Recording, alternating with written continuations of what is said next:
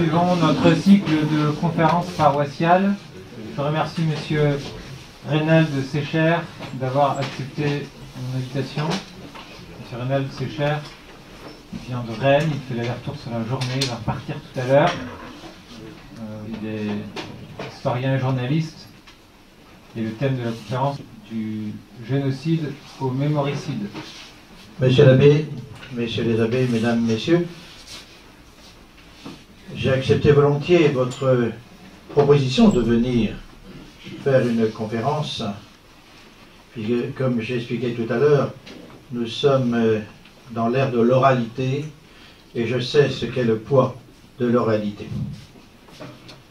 Le sujet de conférence que vous m'avez demandé, c'est un problème qui est un problème nouveau dans l'historiographie de l'histoire de France, pas seulement d'ailleurs dans l'historiographie, mais aussi dans le domaine juridique, comme je vais vous le démontrer, de la découverte d'un certain nombre de documents qui vont bouleverser la vision que nous avions de ce que nous appelions pudiquement avant la ou les guerres de Vendée, et aussi sur la nature de la Révolution française, notamment à partir de septembre 1792. Tout à l'heure à table, vous m'avez posé une question à laquelle je vais répondre. Qui je suis, d'où je viens, et est-ce que, en raison de mon identité, je m'étais intéressé naturellement à l'histoire de la Vendée. Je vais d'abord préciser ce qu'est la notion d'identité. Je crois que c'est important de bien cerner cette notion qui fait partie intégrante de notre vie au quotidien. Le président Sarkozy, il y a quelques années, avait demandé à la France de s'arrêter et de réfléchir sur cette notion d'identité. Cela avait fait beaucoup sourire. À mon avis, c'était à tort. Parce que je crois que dans chaque aventure humaine, chaque aventure d'une région, d'une province, d'une nation ou d'un continent, il est nécessaire de s'arrêter pour savoir qui on est. Alors au-delà des ricaneries, il y a eu un certain nombre de définitions, de lancers pour aborder ce problème de l'identité. Je vais le résumer en quelques mots que vous allez cerner. C'est savoir d'où on vient, d'où l'importance de l'histoire, savoir qui on est à l'instant T, c'est un sens politique, et savoir où nous voulons aller ensemble. Ben ça y est, on a défini l'identité, tout y est. Passé, présent, avenir. Ce qui est vrai pour un homme, pour une famille, pour un groupe d'individus, plus ou moins large, est vrai pour tout le monde. Et chacun a son identité. Alors quelle était mon identité? Moi je suis breton de la rive gauche de la Loire, d'où mon nom, mais je suis vendéen en raison de l'origine de ma mère et d'une partie de la famille de mon père. Vendéen du département de la Vendée. Et bien entendu, tout ce que j'ai pu découvrir, je le connaissais partiellement, de par mon vécu sur la rive gauche de la Loire. Mais comme tout le monde, on ne fait pas attention à ce que racontent les parents et les grands-parents ou les arrière-grands-parents, puisque j'ai eu la chance de connaître mes arrière-grands-parents relativement tard. On ne fait pas attention à cela. Et pour répondre à votre question, je ne m'intéressais pas à la Vendée. Et pourquoi est-ce que j'étais amené à travailler sur la Vendée? C'est tout à fait par le hasard, avec un grand P. C'est qu'un jour, j'ai rencontré un homme d'exception qui est le professeur Jean Meyer. Jean Meyer est un homme qui, malheureusement, n'a pas été très connu en France, qui est un Alsacien qui a fait partie de la jeunesse hitlérienne et s'est retrouvé sur le front de l'Est. Il a réussi à s'enfuir, il est devenu capitaine de l'armée rouge, puis il a compris la nature du communisme et il a trouvé refuge au sein des armées britanniques puis américaines et a terminé sergent-chef de l'armée française. Et un jour, à la fin de la guerre, en tant qu'enseignant, il a été nommé au côté opposé de sa province, en Bretagne, à Nantes. Et s'est retrouvé dans un lycée public, le lycée Clémenceau, et là, il a entrepris de faire sa thèse sur la noblesse bretonne. Alors nous sommes dans les années 50, où encore les archives sont au sein des châteaux, ne sont pas encore déposées au sein des archives publiques, départementales ou nationales. Et on a le sens de l'archive à l'époque, et puis on a le sens de la transmission à la fois du bien immobilier et bien entendu des papiers. Et il est parti comme ça de château en château, et un jour il est arrivé dans un tout petit village, la Chapelle-Basse-Mer. Et là, il est rentré dans un château qui appartenait à la descendance de Mériadec Laënnec. Alors vous connaissez tous René Laënnec, le grand médecin, mais Mériadec Laënnec était son cousin germain, son chef de clinique, mondialement connu, sauf en France, pour des raisons de brevet. Et là, il va découvrir un dossier exceptionnel sur la noblesse, puis il va commencer à sympathiser avec les châtelains en leur demandant « Mais vous relevez de quelle province ?» Et les châtelains lui répondent « Ah, c'est compliqué. Vous êtes quoi, breton? Ah, on ne peut pas le dire. Mais vous êtes quoi? On est un peu vendéen. » Et puis, comme c'est un intellectuel, il se dit « Tiens, c'est un sujet intéressant. C'est une espèce de no man's land identitaire. Et je me promets qu'un jour, je vais essayer de répondre à ce silence. » Et quelques 25 ans plus tard, je l'ai comme enseignant et je lui demande de me trouver un sujet de thèse. Et là, je réponds à votre question. Il me dit, mais dis donc, tu es de la Chapelle-Basse-Mer. Je lui dis, effectivement, est-ce que tu connais cette famille? Bien sûr. Tu es quoi, toi? Ben, je suis breton. Oui, mais je suis aussi vendéen. Et là, il a commencé à me poser des questions. Et il me dit, mais tu sais que au sein de l'université française, il n'y a aucun travail scientifique sur la Vendée militaire. Est-ce que cela t'intéresse? Ce à quoi j'ai répondu immédiatement, oh non. Surtout pas. Parce que moi, qui ai fait mes études sur la rive droite de la Loire, à chaque fois que je traversais le fleuve, je défroquais mon habit de Vendéen et de Breton de la rive gauche, et je me créais une espèce d'identité, parce que quand j'allais au sein de mon collège, l'abbaye Saint-Sauveur de Redon, quand je disais que j'étais vendéen, immédiatement on se moquait de moi, en disant « t'es un ventre à chou, t'es un réfractaire, t'es contre la République, etc. » Et j'étais gêné par ça, j'avais honte de cela.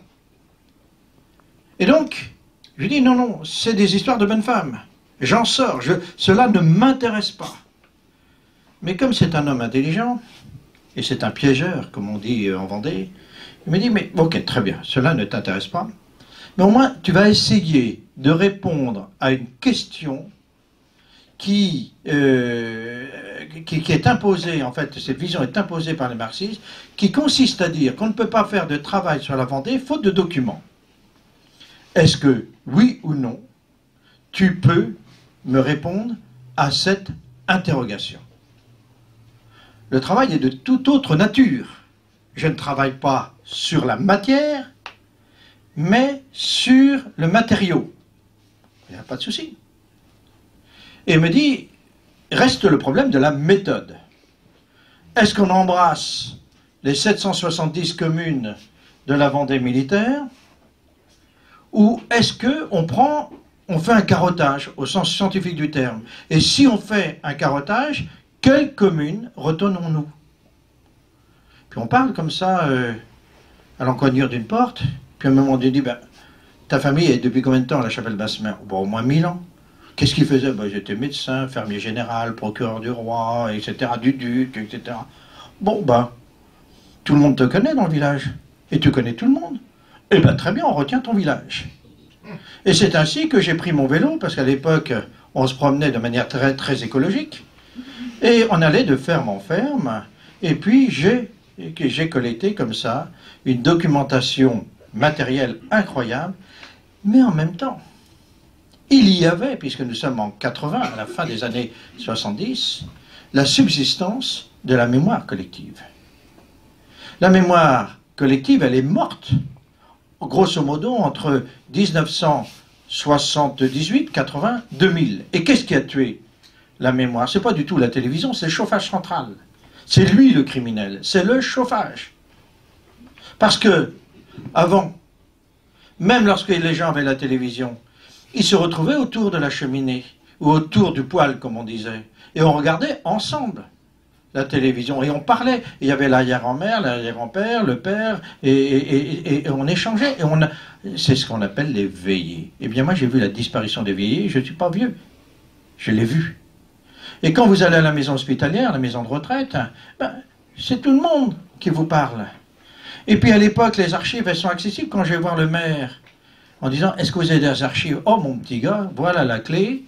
Tu prends la loupiote, tu vas dans le grenier, surtout t'éteins bien les feux, tu déposes la clé dans la boîte aux lettres, même si c'est 5 heures du matin, et puis voilà, c'est comme ça, ça s'est fait. Et là, je reconstitue l'histoire de ce village qui était totalement méconnu, et je m'aperçois que cette histoire est énorme, gigantesque, inimaginable. Et je m'aperçois surtout qu'il y a un énorme fracas qui se passe exactement les 10 et 17 mars 1794, qui a eu comme conséquence la disparition d'une partie de la population. Les gens du village me disent, tous les bourgs, il y a 2 bourgs à la Chapelle-Basse-Mer, et les hameaux, ont vu leur population disparaître. Et on m'explique qu'au niveau de l'immobilier, c'est tous les bourgs et les grands hameaux qui ont été incendiés. Alors qu'on est à l'université et qu'on veut faire plaisir à son professeur, c'est important de faire plaisir à son professeur. Dès que vous faites plaisir à un enseignant et que vous lui donnez ça, il va vouloir ça, puis ça, etc. Et lui, il me dit, mais très bien ce que tu as fait, mais est-ce qu'on peut arriver à des chiffres? Parce que les chiffres sont têtus. En clair, est-ce que tu peux évaluer le nombre d'habitants massacrés? Et est-ce que tu peux évaluer le nombre d'habitants disparus? L'idéal aurait été, bien entendu, que nous ayons la liste des habitants tués et bien entendu la liste de l'habitat détruit. Mais personne n'avait imaginé que cela puisse exister. Alors je vous disais tout à l'heure que le maire m'a donné la clé du grenier de la mairie. Et je passais mes nuits comme ça à la mairie, avec une petite lanterne, parce qu'il n'y avait pas d'électricité dans le grenier. Et un jour, en glissant ma main derrière une poutre, je vais trouver une addition de feuillets rédigés, nous sommes en Bretagne, par le recteur clandestin de la Chapelle-Basse-Mer. Et ce recteur avait listé de manière précise les gens exterminés. Voilà son registre de paroisse. Et je découvre qu'il y a 850 habitants qui ont été exterminés en 2 jours. Et il nous raconte précisément comment ils ont été exterminés. Fusillés, crâne éclaté, brûlés vifs, écartelés. Et il nous dit les lieux, avec précision. Et il nous dit aussi, bien entendu, les sexes et les âges. Un document inimaginable. Je lui ai dit, quand on donne ça à un professeur, il veut ça. Il me dit, mais nous avons ce premier chiffre. Qu'est-ce que représentent ces 850 habitants par rapport au nombre d'habitants? Ça, c'est hyper facile. C'est un problème de coefficient. Et je découvre que sur 3250 habitants, 850 habitants ont été exterminés. Et lorsqu'on étudie en profondeur, on analyse en profondeur ces chiffres, je m'aperçois que 80% des gens exterminés sont des femmes, des enfants et des vieillards. Bien. La deuxième chose qu'il me demande, c'est le nombre de maisons détruites. Quand on fait de la recherche universitaire, on est toujours servi par le hasard avec un grand P. Toujours le même maire. Un jour, on m'appelle, j'étais étudiant à Rennes, même si j'étais à Paris 4, en me disant, j'ai eu un fou qui est venu dans mon bureau, en me disant, vous connaissez monsieur le maire Sécher? Je dis, oui, bien sûr. Vous lui donnerez ce document. Et le maire m'appelle, et je vais voir le samedi, il me donne un document inimaginable, la liste de l'habitat détruit à la Chapelle-Basse-Mer. Sauf que je ne pouvais pas l'utiliser, je ne pouvais pas l'exploiter pour deux raisons.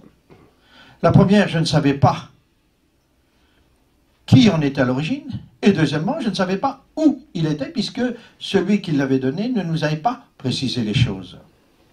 Le hasard va faire que je vais le retrouver, ce monsieur, quelques jours plus tard, et il me dit, mais on vous a bien donné ce document. Je dis, oui, mais d'accord, mais il vient d'où? 2R124 des archives départementales de Nantes. Je me précipite et je m'aperçois que c'est le document officiel des indemnisations de la Chapelle-Basse-Mer de l'habitat détruit. Et là, nous avons 362 maisons. Ben, ça y est, on a enfin un chiffre. Mais, je répète, quand on donne ça, il faut ça. Donc il me dit, mais combien de maisons? Ah ben, je lui ai dit, ça c'est hyper facile.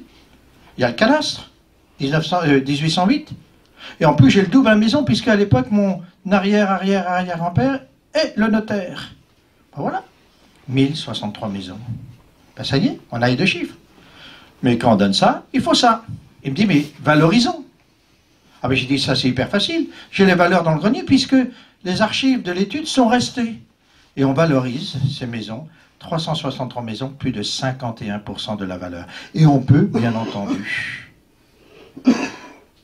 et faire une évaluation maison par maison, mais reconstituer les lieux des destructions. Et ces lieux de destruction correspondaient aux lieux d'extermination. Ben ça y est, j'ai fait un travail énorme. Il y a le avant et il y a après. Alors, une fois qu'on a fait ça, je suis rendu là. Donc après, il faut tout le reste. Il me dit, tu as fait un travail sur la Chapelle-Basse-Mer, ben, pourquoi ne pas le faire sur la Vendée militaire? En clair, est-ce que ce qui s'est passé à Chapelle-Basse-Mer, on le retrouve ailleurs? On connaît tous les Luxes au Boulogne. Quand vous allez au Luxe au Boulogne, vous avez de graver dans la pierre la liste des habitants exterminés le 28 février 1794. 566 personnes, dont 110 enfants de moins de 7 ans. Ce bourg a été rayé de la carte de France. Il n'existait plus, il n'a plus existé, faute d'habitants. Mais j'ai des cousins à Cholet, j'ai des cousins au Leroux-Bottereau, à Châlons, etc. Il me dit, mais tu sais, partout, c'est pareil. Alors, si partout, c'est pareil, et on peut évaluer, selon exactement la même méthode qu'à la Chapelle-Basse-Mer, les dégâts, comme on dit, humains et immobiliers, les questions que nous nous posons sont très simples. Qui? Pourquoi? Comment? Qui a fait cela? L'armée française. Ah, l'armée française. C'est un cas unique dans l'histoire de France que l'armée française vienne exterminer une partie de la population. Si c'est l'armée française, il y a automatiquement des régiments, un chef d'état-major. Mais l'armée, par nature, ne peut pas agir sans ordre. Qui a donné les ordres? Le ministre de la guerre. Eh bien, on va fouiller dans ses archives. Et lui-même nous explique qu'il n'a fait qu'exécuter les lois qui sont elles-mêmes issues des décisions du comité de salut public. Eh bien, quelles sont ces lois? Et en fait, on va découvrir qu'il n'y a pas une loi, mais 3 lois d'extermination et d'anéantissement. C'est un cas unique dans l'histoire de l'humanité. Aucun État, à ma connaissance, n'a exterminé une partie de sa population au nom de la loi. Ça n'existe pas. C'est un exemple unique. Alors analysons ces lois. La première loi date du 1er août 1793. Cette loi va dans 4 directions. Premièrement, au niveau de la population. Elle dit il faut séparer de la population les femmes, les enfants et les vieillards que l'on va déporter, qu'on en arrache et qu'on déporte, et on extermine tout le reste. Deuxième chose que l'on dit, on brûle tout en Vendée militaire. Troisième chose, on régénère l'armée. Ah tiens donc. Et quatrième chose, on fixe une échéance.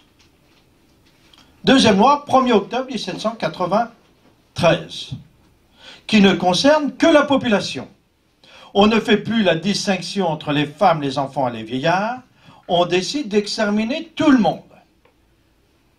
Et la troisième loi, qui est une loi difficilement compréhensible de nos jours, c'est la loi du 7 novembre 1793, qui va débaptiser officiellement et symboliquement la Vendée pour lui donner un nouveau nom, département vengé.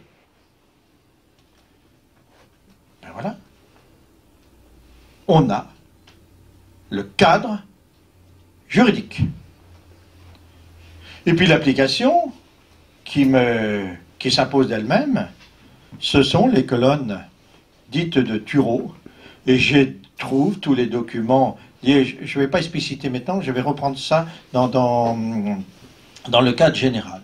Ce qu'on appelle les colonnes infernales. Et je conclus ma thèse en disant, ben voilà, il y a eu des lois votées par l'Assemblée nationale, c'est-à-dire la Convention, dont l'application a été faite quelques mois plus tard, à partir du 24 janvier 1794, et qui va détruire et exterminer le patrimoine et la population de la Vendée militaire pendant 4 mois, du mois de janvier au mois de mai.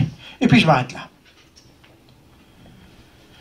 Il y a 3 ans, on m'a demandé de réfléchir dans le cadre d'une collection au CERF politique sur un mot que j'avais créé et que je vais expliciter tout à l'heure, le mot mémoricide.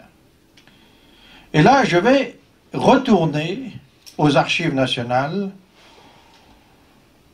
disons par amusement, par intérêt. Et là, je vais découvrir, tout à fait par hasard, qu'il n'existe pas un plan d'extermination, mais 4 plans d'extermination. Le premier plan date du 1er août 1793. Il correspond à la loi.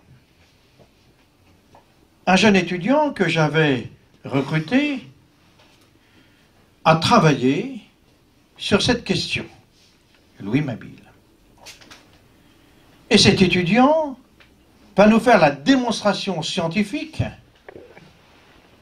que la loi votée par l'Assemblée nationale, c'est-à-dire la Convention, est elle-même issue d'un décret du Comité de salut public datant du 26 juillet 1793.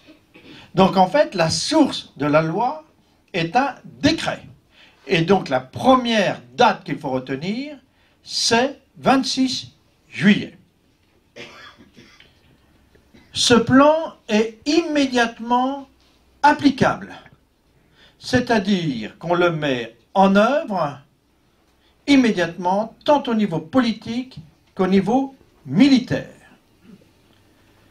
Ce plan a été réfléchi, pensé et mis en œuvre par le Comité de salut public, c'est-à-dire le gouvernement de la Convention.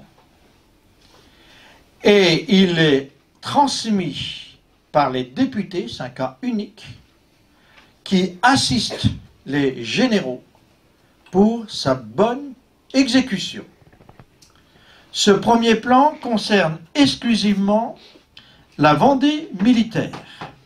Et la Vendée militaire, c'est un vaste département, c'est un vaste territoire, qui va de Paimboeuf à Angers, d'Angers à Parthenay, et de Parthenay au Sable. Il concerne 770 communes, 815 000 habitants. À l'époque, et tous les historiens sont unanimes à ce sujet, la France est peuplée de 28 millions d'habitants. Donc c'est une part conséquente. Alors la question que l'on peut se poser, est-ce que, puisque c'est le fruit d'une insurrection, est-ce que cette insurrection est unique et est-ce que cette répression est unique? Alors là, il faut que les idées soient très claires. Je ne vais pas épiloguer là-dessus. En mars 1793, il n'y a pas que la Vendée qui s'insurge. C'est 70 à 80% de la France qui est insurgée. C'est le Lyonnais, le Cayennais, le Marseillais, le Dijonnais, le Rennais, etc. Et la guerre de Vendée est bien avant tout une guerre civile. Elle ne vient politique d'extermination qu'à partir du 26 juillet 1793. Et la Vendée est conçue par les révolutionnaires comme un laboratoire. Et vous verrez l'importance des mots. Donc ce plan d'extermination et d'anéantissement s'appuie sur deux structures. La première structure, c'est une addition de bateaux qui a été créée de toutes pièces en avril 1793. On a tout. On a le nom des bateaux, on a le nombre de canons, le nombre de soldats, de piques, etc. Et qui, elle, est chargée de deux missions.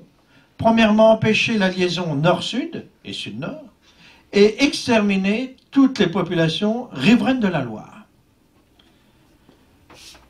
Le deuxième moyen, c'est l'armée, qui va aller à l'est et au sud, et qui est chargée de prendre en tenaille la population pour la massacrer sur place, ou et la noyer dans la Loire et dans l'océan Atlantique.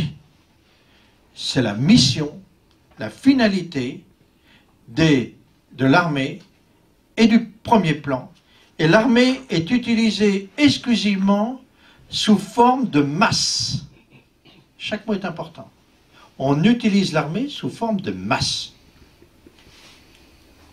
Bien entendu, les Vendéens très rapidement vont se rendre compte que la nature de la guerre civile va changer, puisqu'on commence à massacrer massivement les femmes, y compris celles enceintes, et les enfants. Et ils vont être sidérés. Et ils sont tellement sidérés qu'ils se disent, mais il faut absolument que nous survivions. Et pour survivre, il faut quitter ce territoire. Et ils vont essayer et réussir de traverser la Loire à Saint-Florent-le-Viel le 17 et 18 octobre 1793. Retenez bien cette date, elle est très importante pour la suite des événements. C'est une colonne mobile, fugitive, de 80 000 personnes. Elle ne sait pas où elle peut aller, elle ne sait pas où elle doit aller. Mais elle sait qu'elle doit quitter le territoire de la rive gauche. Et elle va errer comme ça pendant 100 jours pour essayer dans un premier temps de prendre un port. On imagine que c'est Saint-Malo. Après, pour des raisons qu'on ne comprend pas, ça va être Granville. Ils vont échouer à Granville et ils vont errer de nouveau pour se faire exterminer à Savenay. Et à Savenay, le général de la force d'extermination est le général Westermann, qui écrit un rapport qui est un rapport extrêmement précis.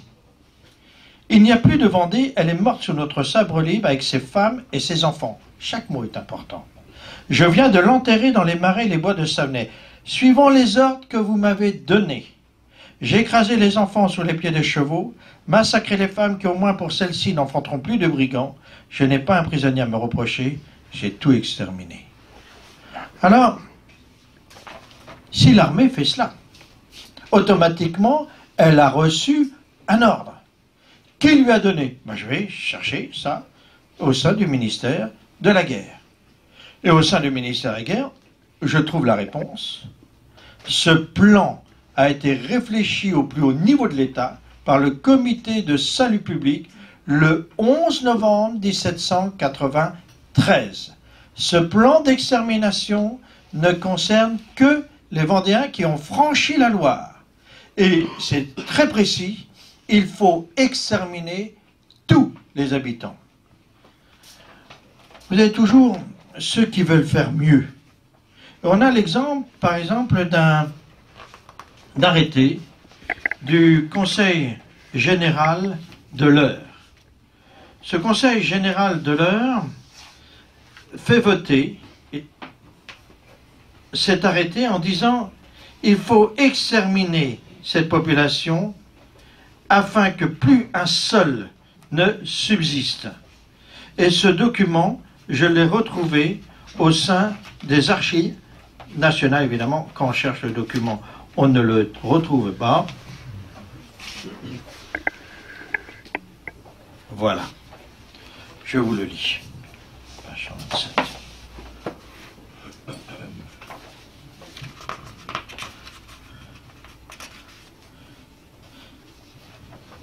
Des brigands de la Vendée, échappés aux armes des républicains, citoyens collègues, se sont réfugiés dans les forêts voisines de Saint-Germain et des Ingles. Ne diffère pas, donne les ordres pour qu'ils soient anéantis, et s'il le faut, marche toi-même pour accélérer leur totale destruction. Les laisser vivre serait partager le crime de leur existence. Département de l'Eure. On a résolu le problème des Vendéens qui s'étaient échappés. Mais on n'a pas résolu le problème des Vendéens qui restent sur place. Et donc, le comité de salut public comprend qu'il n'a pas les moyens militaires, notamment l'utilisation de l'armée sous forme de plan masse, pour exterminer ces Vendéens. Donc ils vont faire appel à un général qui s'appelle le général Turreau. Le général Turreau, j'ai retrouvé son ordre de nomination. Il émane de Carnot, de Barrère, de Robespierre et de Billaud-Varenne. On a cet ordre. Et on a aussi l'ordre de mission, exterminer, anéantir. On a toujours présenté le général Turreau, dont le nom est sur l'Arc de Triomphe, comme un général banal, sans envergure. C'est totalement faux. C'est un général d'une remarquable intelligence et surtout, c'est un tacticien. Et lui, lorsqu'il est envoyé sur place, il se rend compte immédiatement qu'en raison même de la nature du sol de la Vendée, c'est un pays de bocage, sans grand chemin, on ne peut pas utiliser l'armée sous forme de plan masse. Et c'est lui qui a cette idée inimaginable de créer les colonnes infernales, appelées aussi queues de Robespierre. Et il veut obtenir l'aval du comité de salut public, pour deux raisons. La première, il remet en question la stratégie du comité de salut public, qui était d'utiliser l'armée sous forme de masse. Lui, il veut utiliser les colonnes mobiles. Et la deuxième chose, il veut les utiliser hors contrôle, c'est-à-dire en donnant libre cours à l'imagination des généraux qui le secondent. Et pour se couvrir, il va écrire une lettre au comité de salut public. J'ai retrouvé cette lettre aux archives nationales. Et il dit ceci. Cette lettre est envoyée au nom de la République française. Elle est adressée aux citoyens composant le comité de salut public. Et il dit ceci: j'ai commencé l'exécution du plan que j'avais conçu de traverser la Vendée avec 12 colonnes. De première partie. Deuxième partie. Si mes intentions sont bien secondées, il n'existera plus en Vendée sous 15 jours, ni maison, ni subsistance, ni habitants. Voilà. Ça y est, on y est. Mais il veut, coûte que coûte, obtenir l'accord du comité de salut public, pour pas qu'il y ait d'ambiguïté. Et j'ai retrouvé la réponse originale, signée par le représentant du comité de salut public en charge de la Vendée, signé Carnot. Et je vous lis cette lettre, qui date du 6 février 1794. Donc, quelque chose comme 14 jours après la première lettre. C'est long, 14 jours. Et il dit ceci: tu te plains, citoyen général, de n'avoir point reçu du comité une approbation formelle à tes mesures. Elles lui paraissent bonnes et tes intentions pures.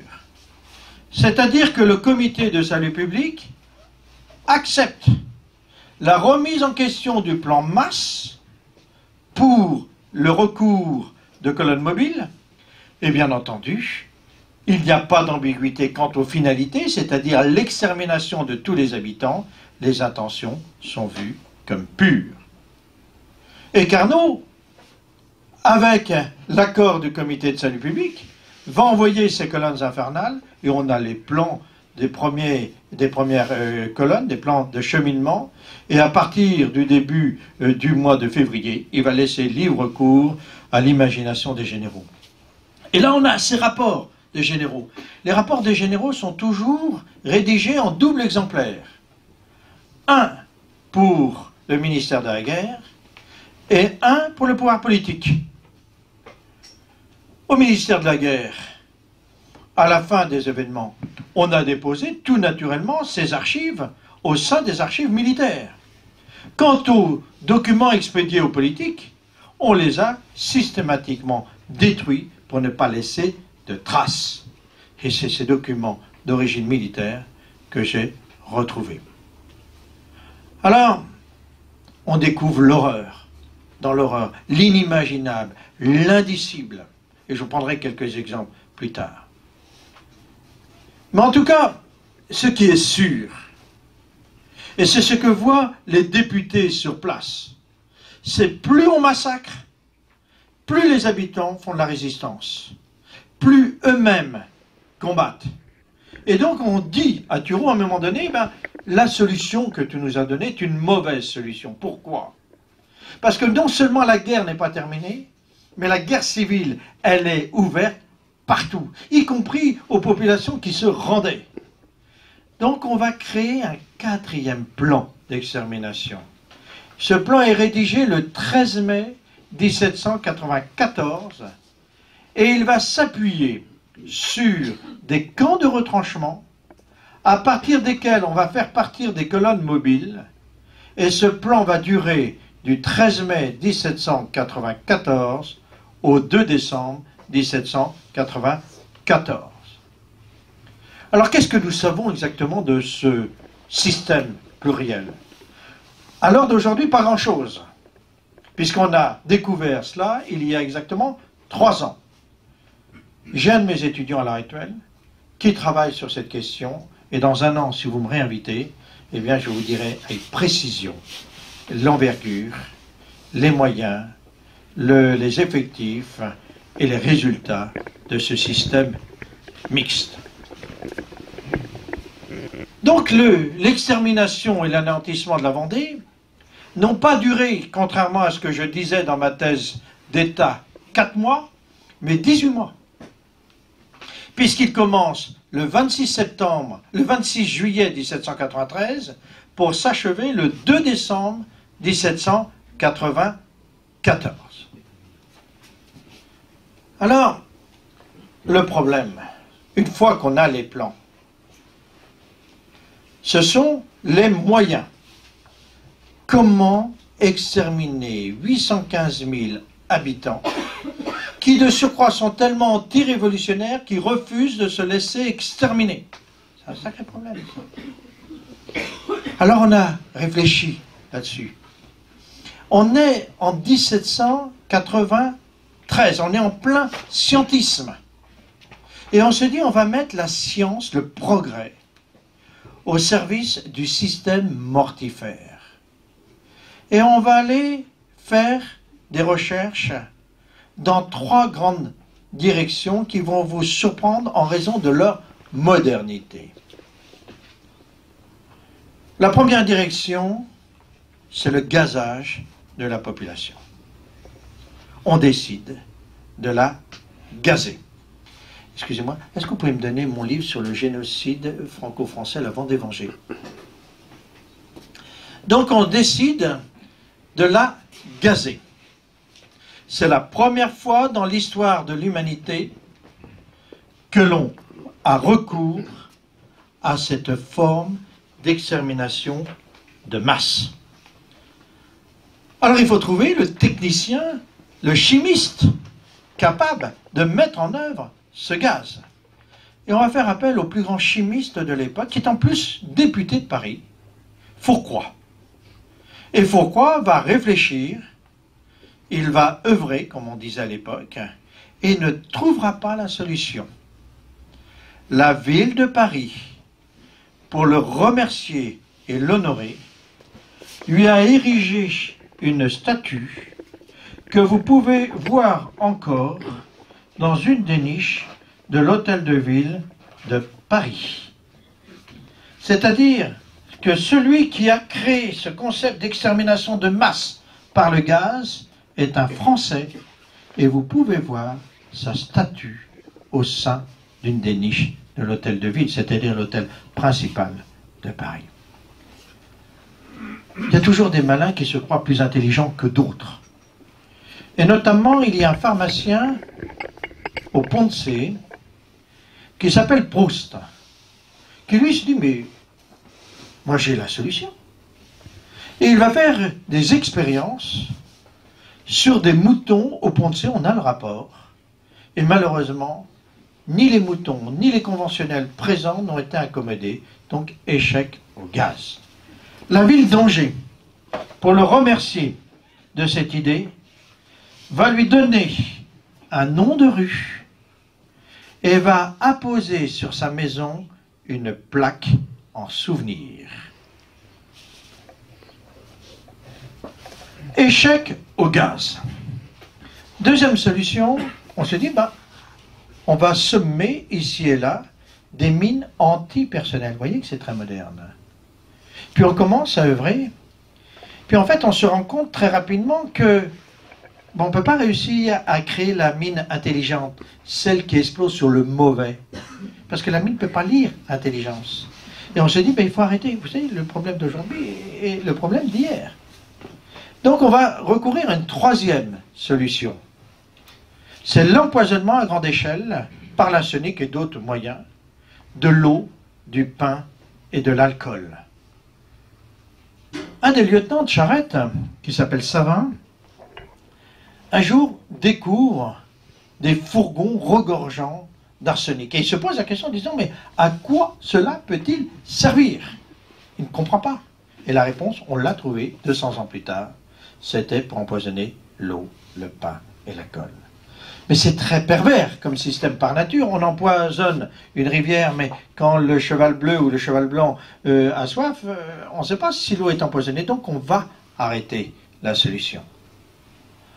Alors, c'est clair, la science ne peut pas être mise à la disposition de ce système mortifère de meurtre de masse. Donc, ce qu'on va faire, on va utiliser les moyens artisanaux à grande échelle. C'est pour ça que je parle de pré-industrialisation d'extermination. Et on va en retenir 6 moyens. Le premier moyen, c'est l'asphyxie. Bon, c'est assez simple, hein. On met les gens dans des grottes et puis on met des matériaux humides, du foin, etc., et les gens meurent asphyxiés. On a le cas, par exemple, à Chantosso. Deuxième solution, on enferme les gens dans des maisons, dans des églises, dans des chapelles, et on met le feu. Ce sont les Lucs sur Boulogne. C'est la chapelle Basse-Mer, la chapelle Saint-Pierre-aux-Liens. Troisième solution, on noie les gens. Alors on a toujours cru, jusqu'à une période récente, que les noyades étaient un fait exclusivement nantais, pas du tout. C'est un système général que l'on retrouve à travers toute la Vendée militaire. On noie les gens dans des puits, c'est Clisson. Il y a tellement de corps que l'eau sort du puits. On noie les gens dans des baies, c'est Bourgneuf. On noie des gens dans des étangs, chapelle Basse-Mer par exemple, dans des rivières, et puis dans des fleuves comme la Loire. Mais la Loire va devenir le laboratoire. Et on va commencer à utiliser les eaux de la Loire massivement. Or, soit on noie les gens à la file indienne, vous savez, ils sont ficelés, puis on les jette dans l'eau. Soit on va les concentrer dans des bateaux que l'on envoie couler au centre de la rivière, et on a ainsi noyé des centaines, des milliers, avec des spécialisations, notamment pour les enfants, etc., etc. Et puis, avec des atrocités innommables, vous connaissez. Bien. Puis c'est la baïonnette, c'est l'éclatement des crânes à coups de crosse, c'est la fusillade, etc. L'imagination en la matière est infinie. Cependant, très rapidement, on va se heurter à deux grands problèmes majeurs qui vont vous sembler stupéfiants. Le premier problème, c'est le problème du coût. Et le deuxième problème, c'est le problème du rendement. Quand j'ai vu ce problème de la rentabilité, j'étais bien entendu estomaqué. Et après, j'ai essayé d'approfondir. Donc le problème du rendement. Alors je me suis interrogé sur ce problème de rendement. Et j'ai étudié par exemple le rendement de la guillotine. Personne ne se pose la question du rendement de la guillotine.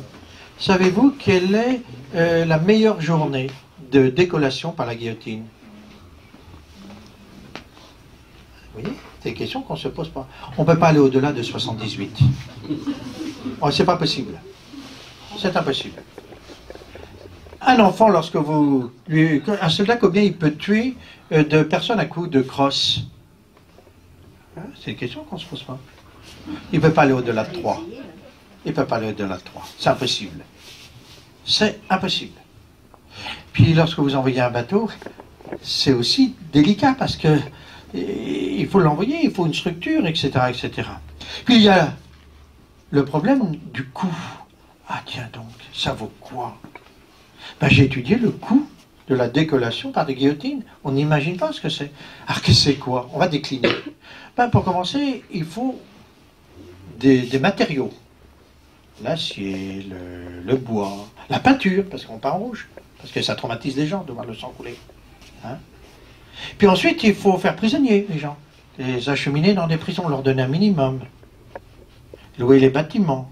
Puis après, il faut les acheminer, c'est-à-dire les soldats, les charrettes, etc., etc. Il faut les nourrir, etc.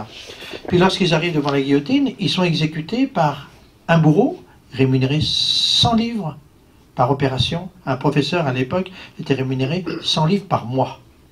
Il faut mieux couper que former. Mais il y a aussi l'assistant, 50 livres. Ils sont membres excusez-moi l'anachronisme, de syndicats. Donc on ne négocie pas les prix.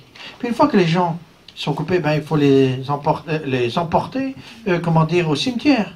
Puis il y a le problème du sang. Quand on coupe une tête, il y a 1 litre, 2 litres, 3 litres de sang qui est chez. Il n'y a pas le tout à l'égout à l'époque. Donc, quand vous retrouvez à 50 litres, etc., on ne sait pas comment gérer, surtout lorsqu'il fait chaud, etc., etc. Quand vous envoyez couler un bateau, le bateau, ça coûte 2000 livres. Alors, il y a le petit malin qui dit, mais attendez, j'ai la solution. On va utiliser le bateau comme chambre d'asphyxie. Donc, on met comme ça des centaines et des centaines de gens sur un bateau au quai de la Fosse à Nantes, et puis on les laisse mourir, asphyxiés. Alors là, c'est un tollé au niveau des habitants. Un tollé que vous ne pouvez pas imaginer. Pétition envoyée au maire en disant « C'est un scandale ce que vous faites !» Parce que le râle des mourants nous empêche de dormir. Et on va revenir aux noyades. Alors, vous voyez la modernité de tout cela. Alors on se dit, qui doit payer? Qui doit payer? Et on se dit, mais en fait, c'est l'impôt collecté auprès de ces gens. Mais le problème, c'est qu'on ne collecte plus l'impôt. Donc on se dit, ben, c'est à l'individu de financer sa propre exécution. Donc qu'est-ce qu'on fait? Bon, on lui prend d'abord son argent, puis ses bijoux. Puis on se dit, mais on peut aller beaucoup plus loin. Ses vêtements, le vêtement est rare. On exécute les gens nus à l'époque, pas par mesure de vexation, mais parce que son vêtement va servir à payer son exécution. Puis on se dit, mais c'est pas suffisant. Mais il y a les cheveux, les perruques. Mais il y a les dents, pour les dentiers. Mais on se dit, mais on peut aller plus loin, les peaux, pour faire des uniformes. Mais on peut aller encore beaucoup plus loin, la graisse. Pour les hôpitaux, huilés. Alors vous me direz, mais c'est pas possible, si, on a trouvé des rapports. Il faut faire une description de la fonte des graisses, mais comme il y a des jeunes, je vais m'arrêter là. C'est très précis. On va faire fondre les corps des gens pour en récupérer la graisse. Et vous savez, je rappelle toujours cette histoire incroyable de Tiananmen. Lorsque les Chinois insurgés ont été exécutés, le gouvernement chinois, au nom de la démocratie qu'il représentait, s'est dit, mais c'est inimaginable que ce soit au peuple souverain de payer l'exécution de cet insubordonné. Et donc, on va évaluer, à l'époque, on était en francs, à 120 francs, la balle d'exécution. Et on a demandé à la famille de payer cette balle. Nous étions en 1989. Alors,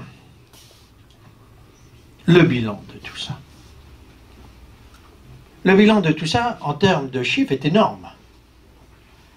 Puisque nous savons que sur une population de 815 000 habitants, au minimum, je dis bien au minimum, 117 000 habitants ont disparu. Là aussi, lorsqu'on fait les études par département, on est extrêmement surpris. Parce qu'on pouvait penser qu'en termes d'évaluation, c'est le département de la Vendée qui était le plus touché. En fait, pas du tout. Le département le plus touché, c'est le département du Maine-et-Loire, qui va perdre, lui, au minimum, 20% de sa population. Les Deux-Sèvres, 16%. La Loire-Inférieure, 13%. La Vendée, 11%. Mais ce n'est pas ça qui est intéressant. Ce qui est intéressant, est-ce que vous ou non, les vœux du Comité de salut public, les vœux de la Convention, ont été exécutés, c'est-à-dire celle d'exterminer de préférence les femmes sillons producteurs et les enfants car en passe de devenir futurs brigands.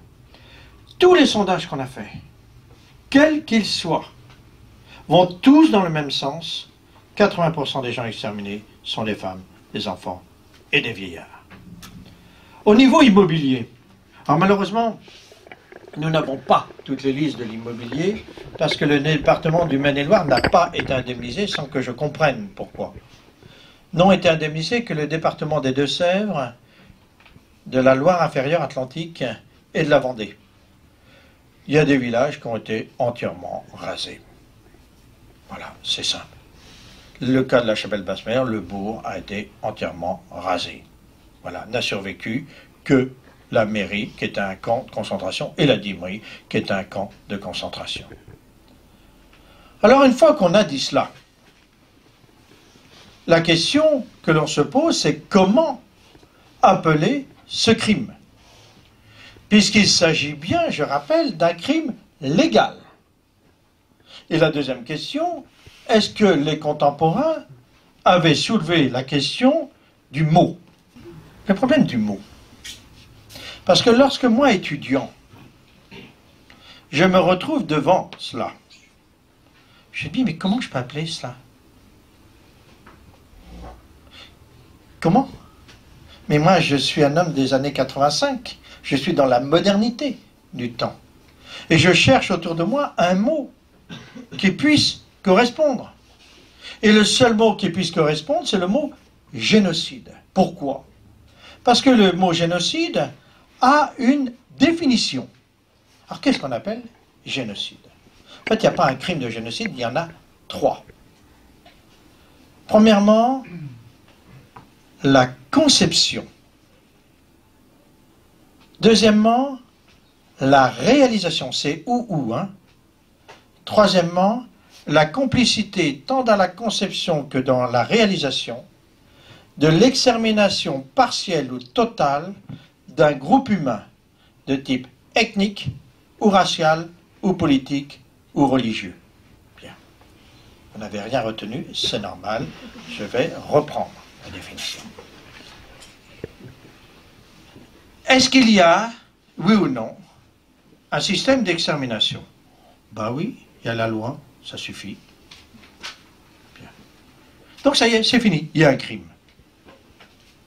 Est-ce qu'il y a complicité? Ben oui, puisque ce n'est pas un député qui a voté, c'est une chambre. Est-ce qu'il y a réalisation? Partielle ou totale? En tout cas, partielle, oui. On en a pris quelques exemples, on a les bilans. Donc c'est clair. Il y a bien conception, réalisation, complicité. Mais un seul argument suffirait. Partiel ou total? C'est clair. D'un groupe humain. Est-ce que les Vendéens constituent un groupe humain? Ben oui. On pourrait se poser des questions, hein. Parce que, et je reviens tout à l'heure, quand je vous ai dit que le 7 novembre 1793, vous savez, nous sommes dans la période du progrès. Progrès. On pense. Vous savez, tous ceux qui font référence au progrès, ils pensent. Donc ils ont pensé comment à l'époque? On trouve toujours les mêmes mots. Et toujours véhiculés par les mêmes idéologies. Alors, comment a-t-on raisonné pour justifier l'injustifiable, pour exprimer l'indicible? Eh bien, on a raisonné de la manière suivante. Vous écoutez, c'est une addition d'axiomes. Un être rationnel, donc progressiste, ne peut pas par nature refuser la révolution. Et c'est bien fait. S'il refuse, ben, c'est pas un homme. Si c'est pas un homme, ben c'est un non-homme, mais ça n'existe pas. Donc c'est un animal. Donc on va animaliser le Vendéen. Et c'est pour ça qu'on va lui donner ce nom de louveteau, de Louvre, etc., que l'on retrouve à travers la propagande, les rapports, les lettres, etc. Mais s'il n'y a plus d'habitants en Vendée, c'est un non-territoire. Donc ça justifie la nationalisation de toutes les terres, puisqu'il n'y a plus de propriétaires. D'où la loi de nationalisation du 1er août. Mais s'il n'y a plus de propriété, ben, il n'y a plus de nom. Donc on va lui retirer son nom, symboliquement de Vendée. Mais en même temps, un non-territoire, ça n'existe plus. Ça n'existe pas. Donc on va lui redonner un autre nom en disant on va le repeupler. D'où la notion de département vengé. Alors on serait tenté, comme je l'ai été, de dire ben, c'est un jeu de mots, pas du tout. Mais pas du tout. Parce qu'à partir, c'est pas se venger pour se venger. Mais se venger, c'est fou. Tuer, et la décomposition du corps donnera de l'humus qui va pouvoir permettre le réensemencement. C'est ça l'idée du concept. Ben voilà, ça y est.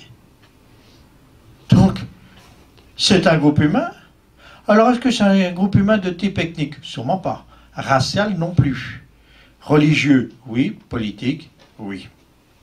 Est-ce que je peux utiliser rationnellement, objectivement, scientifiquement ce mot? Oui, par nature. Pourquoi?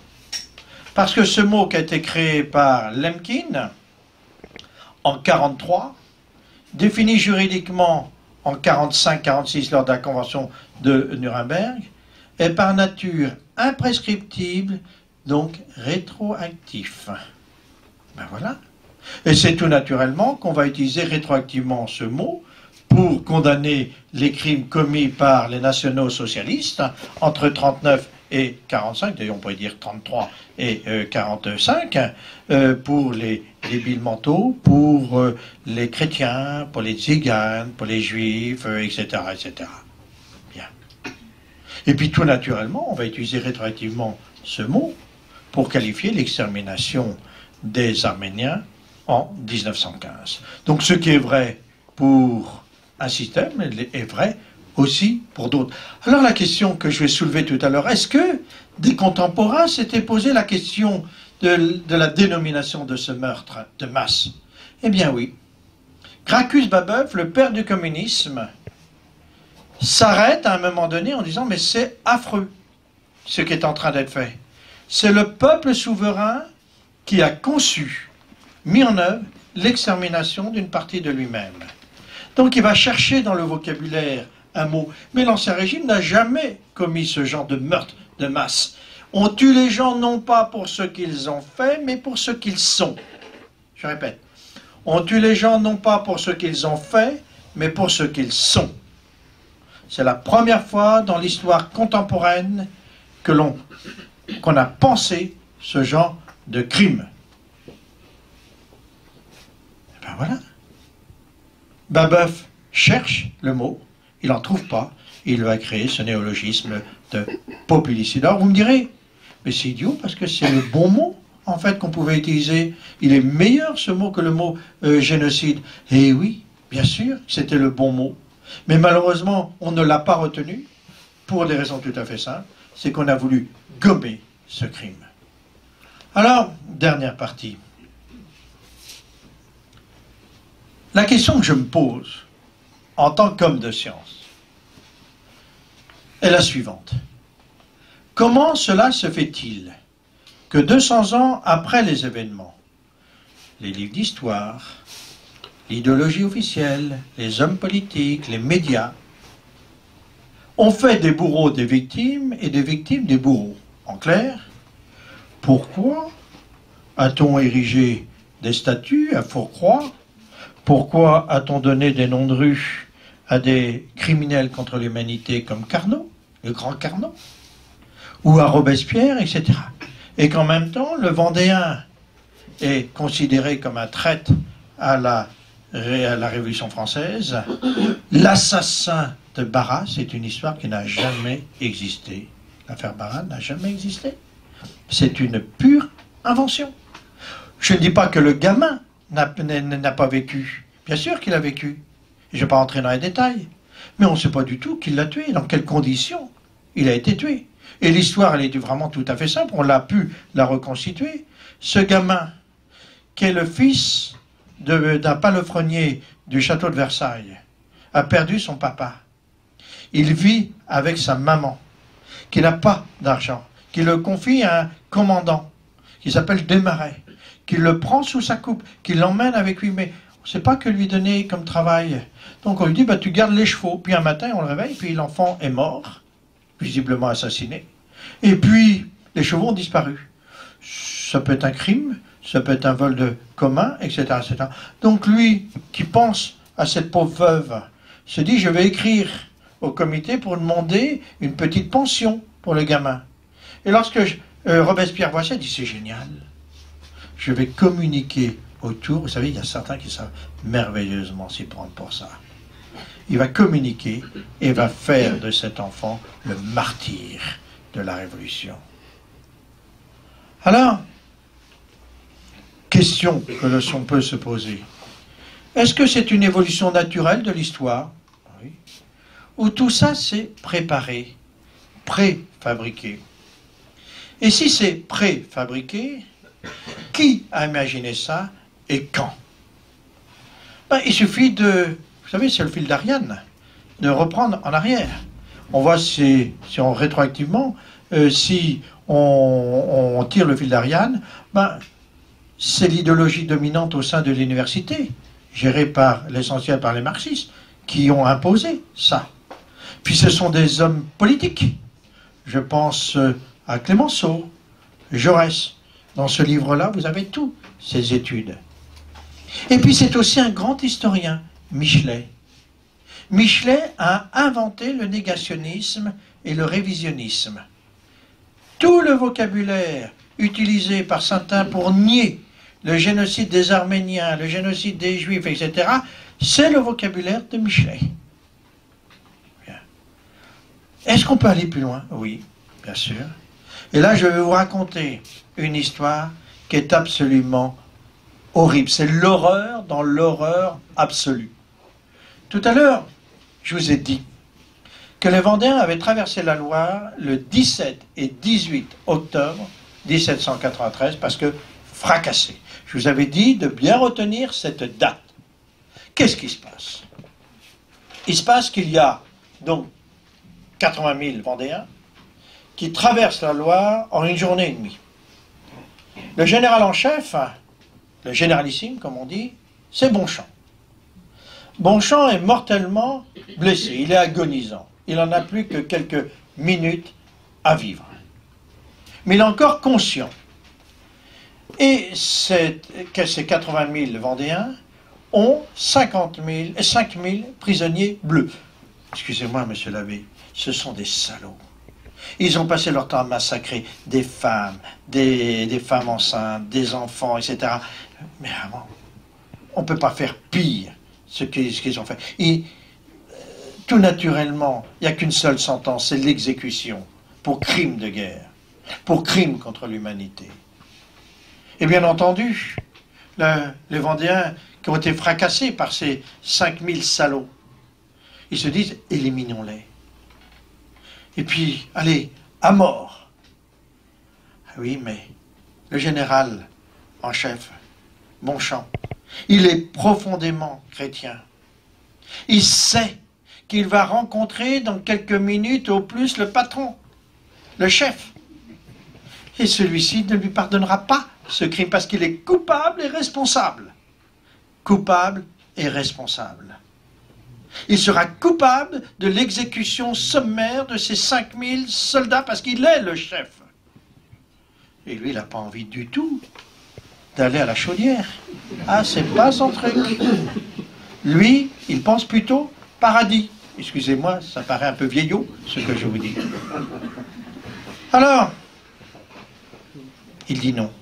Je ne veux pas. Je suis votre chef. Je refuse. Et il fait deux choses. Premièrement, il gracie. Quand vous allez dans la basilique de Saint-Florent, vous voyez ce monument immense par sa beauté, grâce aux prisonniers. Et la deuxième chose qu'il fait, il libère. Parce que il n'y a pas d'autre solution, moyennant la promesse.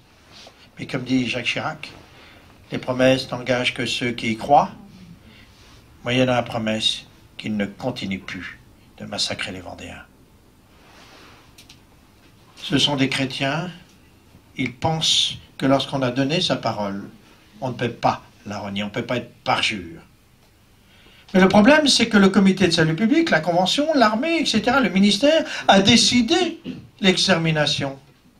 Comment peut-on demander à l'armée d'exterminer et au comité de salut public et à l'Assemblée nationale et au peuple de soutenir cette extermination si on apprend que les exterminés ou ceux qui sont voués à l'extermination ont gracié les bourreaux en leur pardonnant? Eh bien, c'est pas possible. Donc, on va faire deux choses. On va leur dire à ces soldats, premièrement, vous ne dites pas que vous avez été graciés et libérés par Bonchamp, mais que vous avez été libérés par nous, par les Bleus, et en plus que vous avez été maltraités par ces fils de sauvages. Et la deuxième chose, vous allez réparer le crime infini que vous avez commis d'avoir accepté cette grâce et cette libération en exterminant tous vos libérateurs. Et pour commencer, vous allez cerner le village et vous allez vous emparer de toute la population, et les femmes, les enfants, les vieillards, etc. Et vous allez les concentrer dans un camp qui existe toujours, c'est l'abbatiale, et vous allez les exterminer dans un lieu circonvoisin que l'on peut voir encore de nos jours à la Mabilais. La Mabilais est un lieu très important parce que c'est là où est apparu, au 7e siècle, je crois, il y a une apparition de la Vierge pour dire c'est le 8 décembre. C'est la Mabilais. Hein. Vous avez, c'est à l'évêque Maurice, je crois. Hein. Et donc tout est intact là-bas. Tout est intact. Eh bien, c'est un crime sciemment réfléchi. Alors, comment est-ce qu'on peut appeler ça? Est-ce qu'il y a un mot pour cela? Je le cherche dans le vocabulaire, je ne le trouve pas, et je vais créer ce concept de mémoricide. Et voilà. Donc, la Vendée, qui était absolument inconnue, méconnue, tant par les descendants des bourreaux que par les descendants des victimes, eh bien, a été découverte à la suite de ce mémoricide que 200 ans après les événements. Alors, et je vais conclure là-dessus, ça pose la question de la nature même de la Révolution. Puisque, comme je vous l'ai dit tout à l'heure, je suis parti de mon petit village. Le document, rien que le document. Ceux qui veulent faire des études à l'université, notamment en histoire, sciences politiques, surtout, n'utilisez pas les méthodes marxistes, qui sont des méthodes inductives, mais utilisez ces méthodes traditionnelles qui sont des méthodes déductives. Le document, rien que les documents. Et tout existe. Tout existe. Alors vous me direz, mais pourquoi vous n'avez pas vu ces plans avant? Ben pourquoi je ne les ai pas vus? Pour deux raisons. La première, parce qu'on ne pouvait pas imaginer que ces criminels contre l'humanité aient rédigé de leurs mains ce crime. Et deuxièmement, je ne pouvais pas imaginer qu'ils aient rédigé ça sur des petits bouts de papier. Alors vous me direz, mais comment vous êtes rendu compte de cela? Eh bien, tout à fait par hasard, là encore, en regardant attentivement des tout petits bouts de papier et avec les moyens modernes, c'est-à-dire le scan, la photographie, la photocopieuse, je les ai reproduits et j'ai reconstitué les dossiers et la chronologie. Et cette lecture de documents, ça nous permet de découvrir des documents que l'on ne pouvait pas imaginer. Je prends un exemple. Je vous ai dit tout à l'heure qu'on avait retrouvé les lois. Je vous ai dit tout à l'heure qu'on avait retrouvé les rapports des généraux. Mais je ne vous ai jamais parlé du soldat de base qui est chargé d'œuvrer. Puisque on pensait qu'on n'aurait aucun écrit de ce soldat, puisqu'il y avait l'ordre de ne pas écrire. Oui, mais nous sommes en France. Donc dès que vous interdisez quelque chose à quelqu'un, immédiatement, ce quelque chose va être fait par ce quelqu'un qui est un rebelle. Et c'est ainsi que j'ai commencé à dire à mes amis, mais on va regarder les ventes aux enchères. Parce que, bien entendu, ces écrits ne sont par nature pas restés dans les archives nationales ou les archives militaires. Et c'est ainsi que j'ai trouvé déjà 2 lettres d'un soldat qui écrit le 12 février 1794, 145, une lettre à son papa et à sa maman. Il s'appelle Cholet. Messieurs les grands-parents, messieurs et mesdames, messieurs les papas et les mamans, jamais vous ne recevrez ce genre de lettres tellement elles sont belles. Jamais, les enfants, vous n'écrirez ce genre de lettres à vos parents, malheureusement, parce que vous utilisez tous vos mains pour écrire des SMS. Je vais vous lire la beauté de ces lettres. Ça peut peut-être vous donner des idées. De temps en temps dire à papa et à maman, je vous aime. Voilà la lettre. Mon cher père, voilà la 3e lettre que je me fais l'honneur de vous écrire, comme c'est beau, l'honneur de vous écrire. Que je n'ai pas reçu de réponse aucune de vos lettres, mais mon cher père, je vous souhaite bien le bonjour. De nos jours, c'est l'euthanasie. Tant qu'à ma chère mère et ma sœur, je vous embrasse le plus profond de mon cœur. À tout, je souhaite que votre santé soit égale à la mienne, Dieu merci jusqu'à présent, et je souhaite que la présente lettre vous trouve en même disposition que moi, et ainsi, mon cher père, vous ferez bien mes compliments à mon oncle, et ainsi que ma tante et tous nos parents et amis que vous pouvez connaître. C'est beau, à en pleurer, tellement c'est beau. Mais il y a la deuxième partie de la lettre.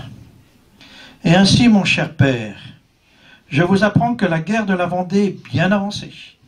Nous avons tué tout homme et femme et enfants, et mis le feu partout, dans tous les endroits, et beaucoup de cadavres de morts dans tous les endroits, et beaucoup de cadavres de morts dans les chemins et fossés, mais nous n'avons qu'une seule peur, que la peste se mette à l'endroit. Vous vous rendez compte de l'horreur de cette lettre, dans cette beauté introductive. Alors, est-ce que c'est quelque chose qu'on le retrouve ailleurs? Ben oui. Ben oui, c'est Lénine, c'est Staline. Alors, et toi, je travaille beaucoup avec la Russie, parce qu'eux, ils se posent des questions. Et un jour, il y a un Russe qui me dit, mais attendez, il y a une chose que je ne comprends pas. Pourquoi Lénine, lorsqu'il l'extermine un lieu, il parle toujours de Vendée? Ben, la réponse est très simple. Lénine est venu étudier ça en Vendée. Et si vous allez à Pornic, vous verrez la maison où il a résidé. Et pourquoi il appelle ça Vendée? Ben parce qu'il sait ce que c'est. Mais d'autres vont utiliser ces mêmes mots. Je prends par exemple l'exemple d'Ho Chi Minh, mais de Pol Pot, tout ça. Tous ces gens-là sont venus en France étudier ces systèmes. Et je suis allé à Dachau il y a 3 mois, alors qu'Hitler a gagné le pouvoir le 30 janvier 1933. C'est une émanation des camps de concentration et d'extermination de l'URSS, fils de. Et donc la Vendée, ben c'est une double matrice. Matrice d'un système génocidaire, mais matrice aussi d'un autre crime que l'on vient enfin de définir, ce crime de mémoricide. Qu'est-ce que l'on veut faire dans l'enseignement de l'histoire à l'heure actuelle? Vous ne savez pas pourquoi ils font ce qu'ils font, et exactement on ne sait pas ce qu'ils font. La réponse est la suivante. On est en train de faire en histoire exactement ce qu'on est en train de faire, ce qu'on a fait en français. C'est-à-dire qu'on a substitué à la méthode syllabique A plus A, AA, AB, AC. C'est la méthode syllabique. La méthode Bocher est la meilleure méthode qui soit.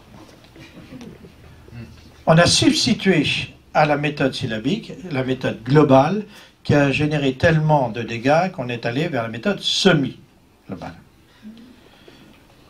Mais les conséquences sont identiques. En histoire, on a cette idée, et c'est Peyon qui a parfaitement explicité cela, de créer l'homme nouveau, l'homme hors sol, ça veut tout dire, sans passé, sans avenir, qui consomme et qui ne pense pas.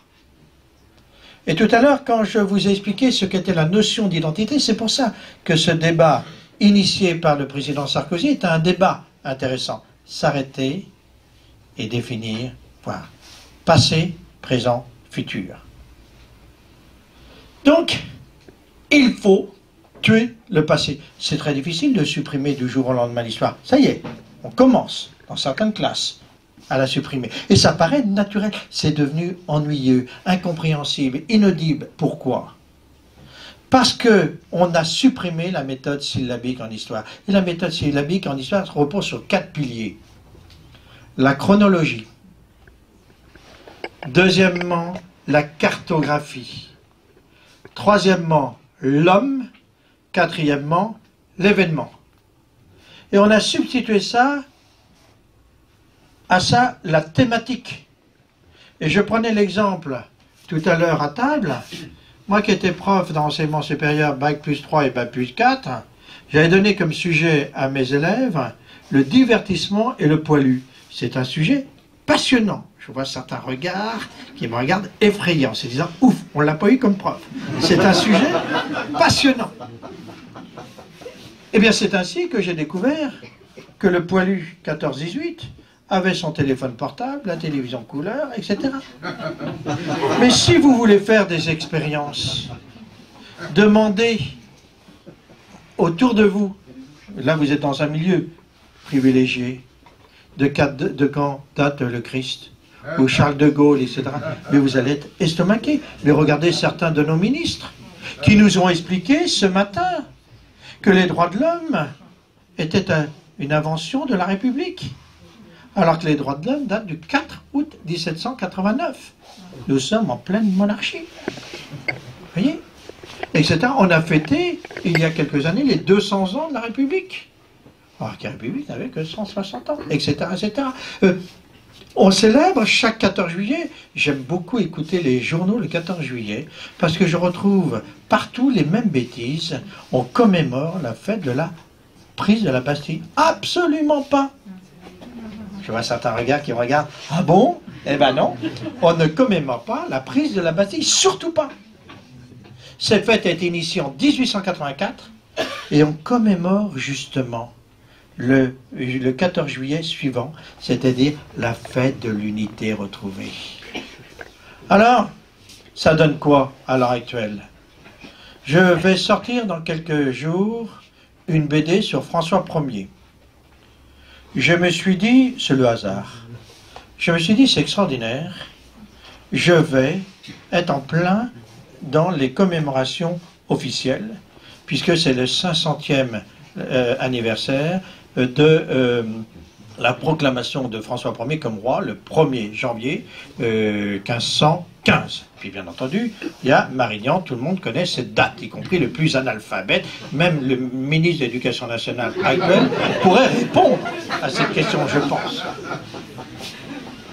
Eh bien non, il n'y a pas eu de commémoration. Parce que le gouvernement se considère être un gouvernement républicain qui n'a pas à commémorer ce genre d'événements. Et pourtant, c'est la fondation, même si ce n'est pas tout à fait vrai, de la Renaissance qui a été une transition. Alors pour lutter contre ça, j'ai créé une maison d'édition basée sur la bande dessinée et basée sur la chronologie, la cartographie, l'événement et les hommes. On a sorti à l'heure actuelle une trentaine de volumes. C'est vrai pour l'histoire profane. Et on a sorti aussi un certain nombre de BD sur l'histoire religieuse. Et les BD sur l'histoire religieuse, parce que je suis toujours surpris qu'on connaisse Marguerite Marie, mais on ne sait pas qu'elle est encore vivante. Elle est encore vivante. Il suffit d'aller à Paray le Monial. Vous avez tout sur elle. Et puis, on ne sait pas qu'on peut intercéder, prier. On ne trouve pas les prières. Eh bien, dans ces livres, dans ces BD, on a mis les prières. On a fait ça pour Sainte Geneviève, pour Saint Thomas d'Aquin, etc. Donc, tout ça, vous avez une trentaine de BD qui sont à votre disposition. Quand moi, en tant que scientifique, je vends 100 livres scientifiques, savez-vous combien de livres vont être lus? Vous avez un ordre d'idée? Un peu plus. Je suis nul, mais pas à ce point-là. Un peu plus. 60. Au mieux. Bon, attends, c'est peu. 60. Sur 100 livres vendus, c'est 60. Quand une BD rentre dans une famille, une BD, 11 lecteurs. 11 lecteurs. Eh bien, ce sont des fiches de lecture que j'ai fabriquées. Et automatiquement, ça va être l'enfant, le père, les femmes, ça ne dit pas trop les BD. C'est vrai, c'est vrai, hein? Moins, beaucoup moins. Hein? Les grands-parents et ma plus fidèle lectrice. Elle a 99 ans. Donc je peux vous dire que c'est mieux que Tintin. Hein?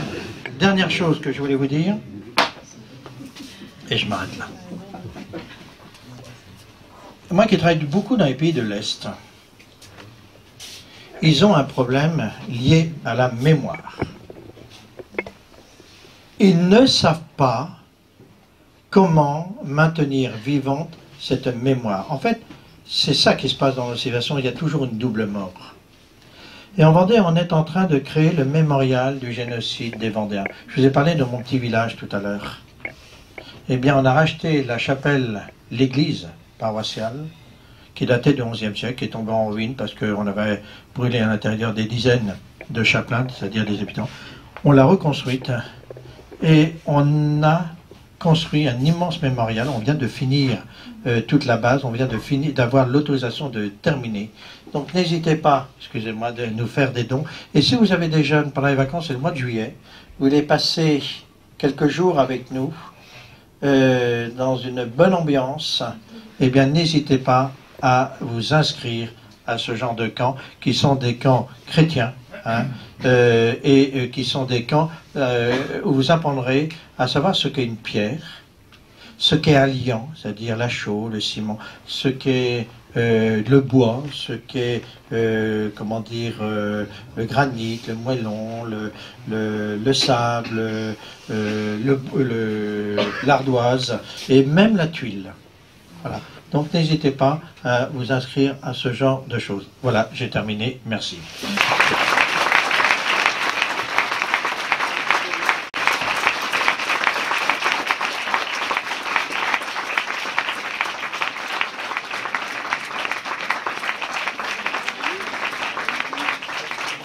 Cher monsieur, merci infiniment pour cette magnifique conférence. Après avoir entendu vos paroles, nous avons envie de nous écrier « Nous sommes tous des Vendéens ».